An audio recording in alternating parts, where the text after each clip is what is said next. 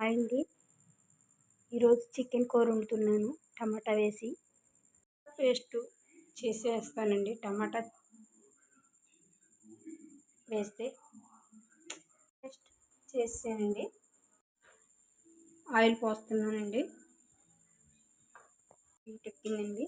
ఇప్పుడు ఉల్లిపాయలు పచ్చిమిరపకాయలు కలిపి వేసేయాలండి. తగినంత ఉప్పు వేస్తున్నానండి, ఎందుకంటే ఉల్లిపాయ బేగ మగ్గుతుందండి. ఉప్పు ఇలా అనుకుంటే బేగ మగ్గుతుంది కదండి ఉప్పు వేస్తేనే, అందుకని ఉప్పు వేసాను. వేగినాయండి. వేగినాయి. ఇంకో కొంచెం వేగాక మాంసం వేసేయడమేనండి. మాంసం వేసేస్తున్నానండి, ఎందుకంటే ఉల్లిపాయలు మగ్గుతుంది కదండి, అందుకనేసి మాంసం కూడా వేసేసి మళ్ళీ కొంచెంసేపు మగ్గనివ్వాలండి.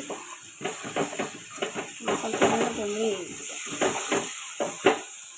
మగ్గనివ్వాలండి. మగ్గనిచ్చేయడానికి మూత వేసి ఉంచాలి. మాంసం కూడా మగ్గిందండి. ఇప్పుడు అందులో ఇందాక టమాటా పేస్ట్ మసాలా కలిపి నూరాం కదండి, ఆ పేస్ట్ వేసేసుకుని గరిటెట్టి మెదపాలండి. మెదపాలి, కలపాలి, రెండు ఒకటే. కానీ మెత్తటం గమ్ముని అలవాటు అయిపోయిందండి బాగా నాకు. ఇలా కలిపేసింది శుభ్రంగాను. మళ్ళీ ఒకసారి మొక్క పెట్టాలి. మొక్క పెడితే మగ్గుతుంది కదండి, మసాలా కూడా బాగుంటుంది. చూద్దాం. అవునండి, మగ్గింది.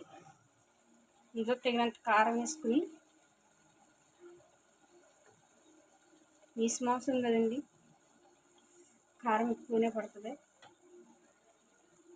కారం 2 చెంచాలు వేసానండి, అంటే కొంచెం మసాలా కూడా ఉంది కదా, అందుకని సరిపోద్ది.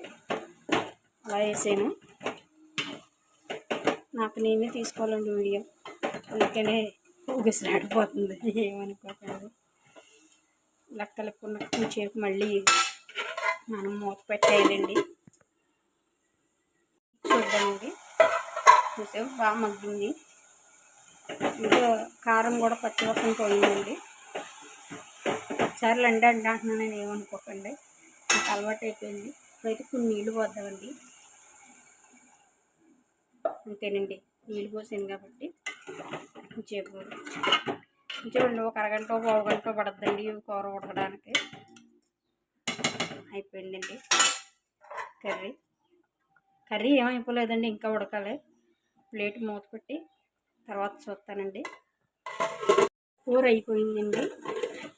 ఒకసారి మూత తీసి చూస్తే రెడీ, కూర రెడీ. టమాటా చికెన్ కర్రీ రెడీ.